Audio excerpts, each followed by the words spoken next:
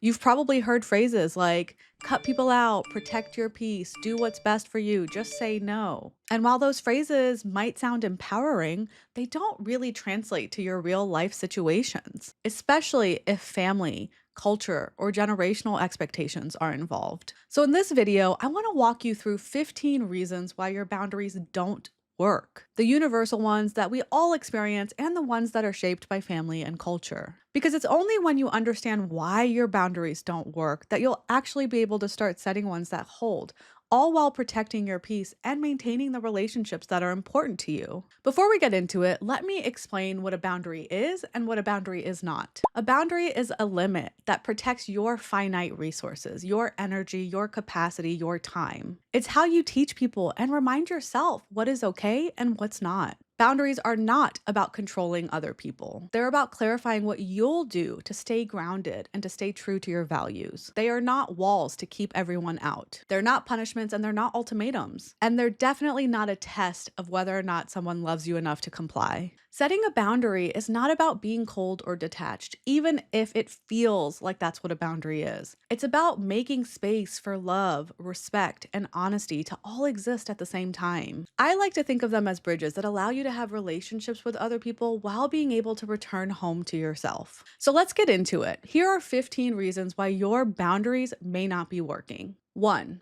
You're looking to Western solutions for your collectivist struggles. Here's the thing, most of the boundary setting tips we see today are written from a Western individualistic lens. But many of us come from cultures that are collectivistic or that prioritize the family and the group and our role in that group. Love and duty are intertwined naturally in these systems. So when you try to apply a just say no or go no contact method to these systems, sometimes it just doesn't fit. It's like putting a puzzle piece on the wrong puzzle. Simply, you're using tools that aren't designed for your context. Now, I'm not saying that those are not tips that can actually help people. And I know people who have to go no contact, and I know people who have to learn how to say no. But simply put, if you're learning tips to set boundaries and you're learning it from a Western lens, it might not feel like it's going to be culturally apt and fitting to your situation. Boundaries in collectivist families really work when it allows you to preserve the relationship while maintaining and protecting selfhood. So you want to think relational, not rebellious when you're setting these boundaries.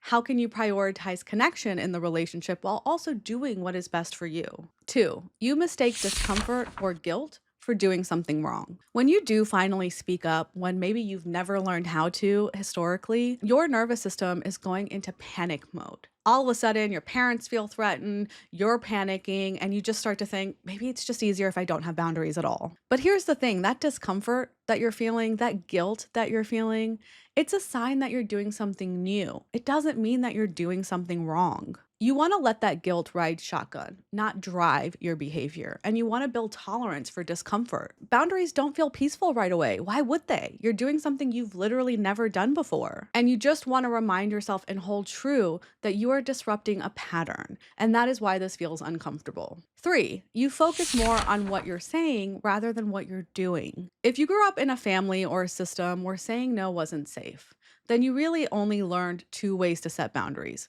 You don't, and you're silent, or they're explosive. So then what happens is you start to overthink the script. You start to overthink what you're supposed to say, and you forget to even focus on the behavior, the agency you have in what you do versus what you say. Yes, of course, language matters, but behaviors can be an inroad to setting the boundaries that are important to you. And let's be honest, for many people who come from collectivist backgrounds, setting behavioral boundaries can feel more culturally apt and easier than being more direct. Because we come from cultures where there is a contextual communication style. It's less direct, it's more implicit. So if you can focus on your behaviors and start setting micro boundaries through behaviors, it'll help you start to set those boundaries that you're really scared to set. This might look like not picking up the phone right away or responding to a text message right away.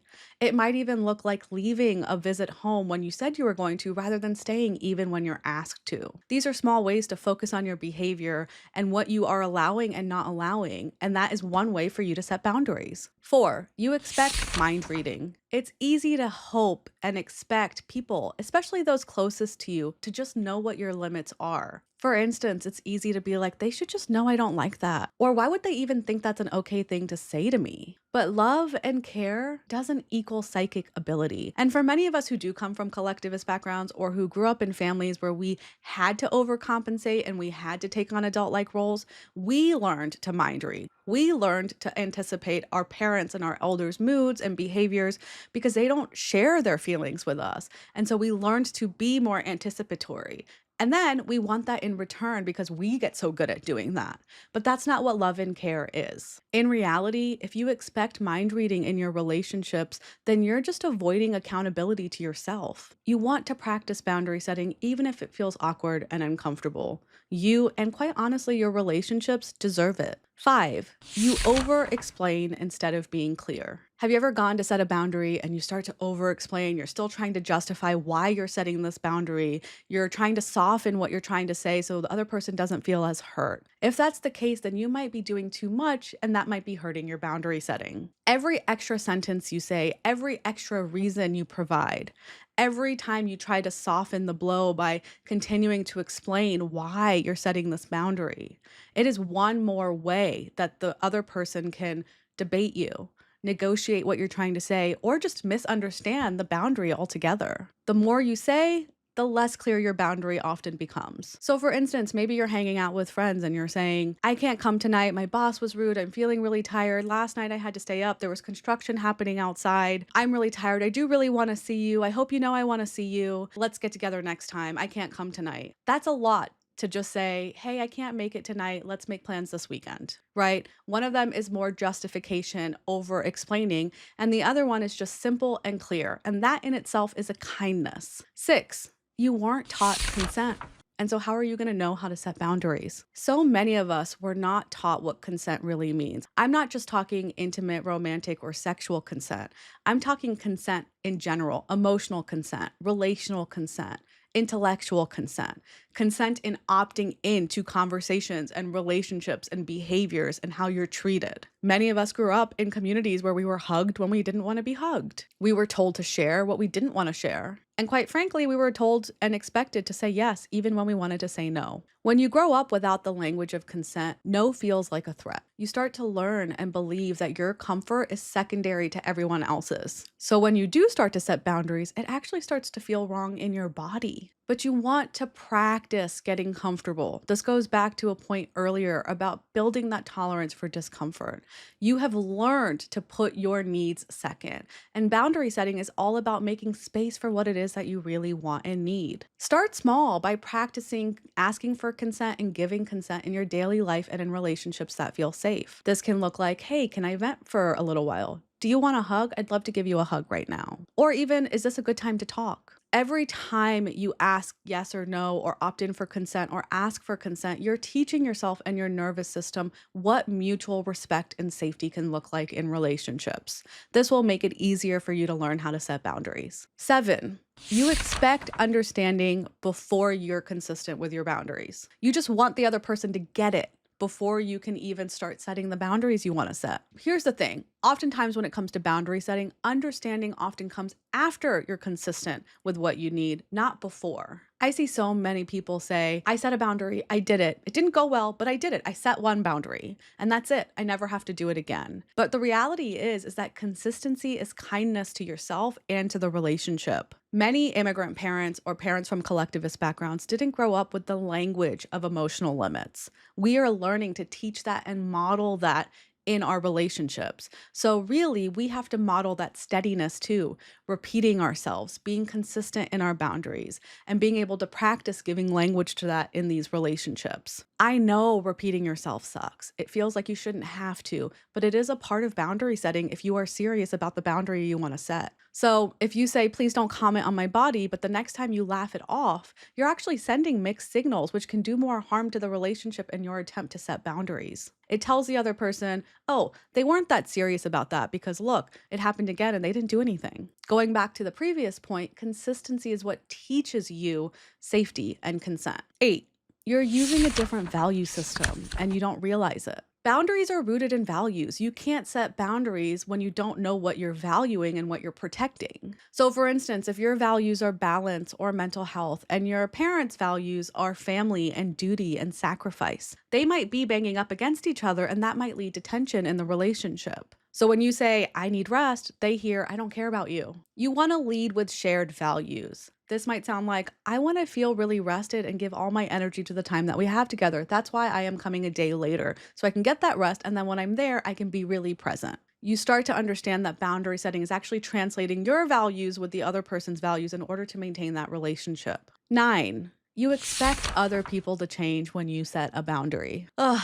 I see this so often. You set a boundary and you hope magically the other person is either going to just get it, they're going to change, they're going to stop what they're doing, and then therefore you don't actually have to keep consistently setting the boundary. I see this particularly in family relationships with elders who are not going to change. And so you have to ultimately decide, how far am I going to go in setting consequences for this boundary, and what am I going to do about it? Boundaries don't control others. They're about what you'll do when a limit is crossed. For many parents who live through migration or instability, control is equated to safety and stability. Oftentimes, our parents are going to try to retain that sense of control, and what that does is it challenges your boundary setting behaviors. But they're not going to change, and therefore you have to decide, what do my boundaries look like within this relationship, knowing that I can't control them.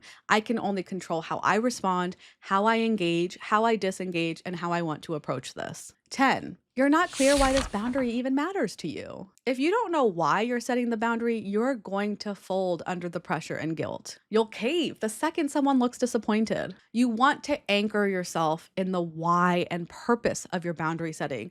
This means reminding yourself, I'm doing this because it helps me stay calm. I'm doing this because it allows me to have quality time in this relationship without pushing myself too far. Whatever it is, you want to know what your purpose is, and you want to be able to repeat it to yourself like a mantra. After all, boundaries grounded in purpose hold a lot stronger than boundaries grounded in fear or control. 11, you simply haven't unpacked your beliefs about boundaries. You haven't spent time to really reflect on why you struggle with the word boundary, what that term even means to you, what it feels like using that word, if maybe there's another word altogether that you'd prefer to use. I do this work with my clients all the time. We have to think about, what are the beliefs you hold about boundary setting? Are they informed by Western messaging? How do they feel in your collectivist family? What terminology would feel better? What approaches would feel more apt to the cultural system that you're trying to set them in? After all, for many of us, boundary setting is about deprogramming what is no longer working and rewriting new beliefs and stories about setting boundaries. And that's hard work, and it's something that requires a mindset shift before you can actually practice boundary setting. 12, I see this one all the time, but you're waiting until it feels comfortable. So going back to wanting to build tolerance for the discomfort, a lot of people will say, this isn't the right time. I'll do it when I'm ready. I know I'll get ready soon. I'll do it at the right time. I'll do it when I feel comfortable. That's just you prolonging the inevitable, which is, you need to set a boundary. You want to set a boundary. You know why you want the boundary, but you're not doing it. You're procrastinating when to do it. The truth is, courage comes before readiness. Sometimes you have to have the courage, do the thing, then you get to the comfort. 13, there's no consequence when the boundary is crossed. Now, this is a hard one because I know that as children of immigrants, especially people in collectivist households where there's a hierarchy, having consequences for our elders can be really painful and difficult. But remember, setting boundaries is about you, and you have to decide what your limits are. And it's okay for them to change. You want workable boundaries that might adapt to different situations. I'm all for that. But there does come a point where you have to decide, how far am I going to go to stick to this boundary, and what are the consequences if they keep being crossed? So a boundary without follow through is actually just a suggestion. I would like it if you stopped talking to me this way. I would like to come home earlier. I would like to leave the vacation a day earlier so I can have time to rest. I don't want to talk tomorrow evening, right? Those are ways that you're asserting what you do and don't want and what you'd prefer, but you're not actually setting boundary about what you're okay with, what is rooted in values. 14, you don't have a support system reinforcing your growth. Boundary setting is hard. It's new. It's painful. It brings up a lot about how you've been raised, what you've learned, interrogating stories about yourself, about your family, building new relationship patterns. It gets worse often before it feels better. better.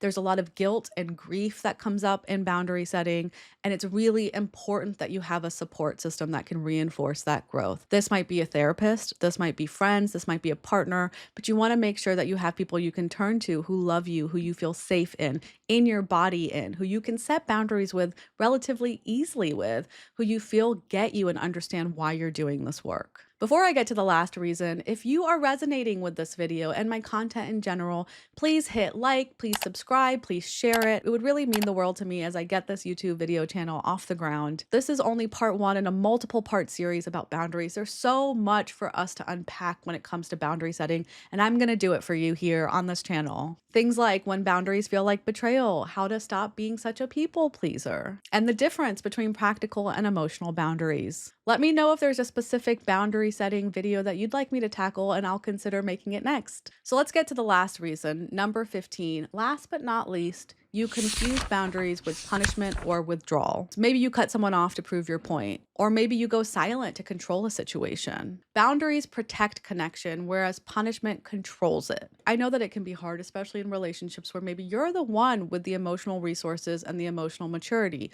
I have another YouTube video on whether or not your parents are emotionally immature or younger than you. Go check it out. But if that's the case, oftentimes you are the one having to model kindness and direct communication and clarity. And it sucks sometimes. It's hard having to be the bigger person.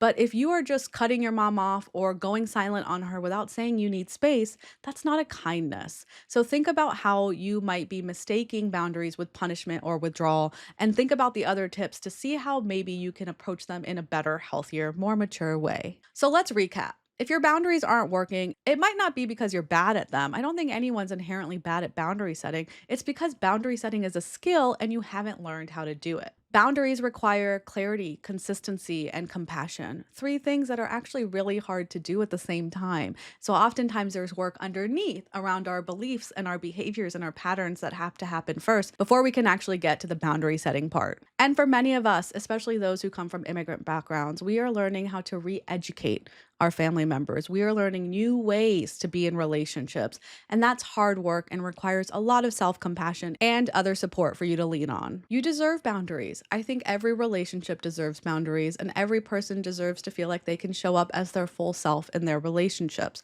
Of course, every relationship is different. Everyone's tolerance for what they're willing to tolerate and accept is different, but I hope that this list can help you understand and interrogate why your boundaries haven't been working so far. Thanks for watching, and please don't forget to like, share, comment, and subscribe. Looking forward to seeing you in the next video.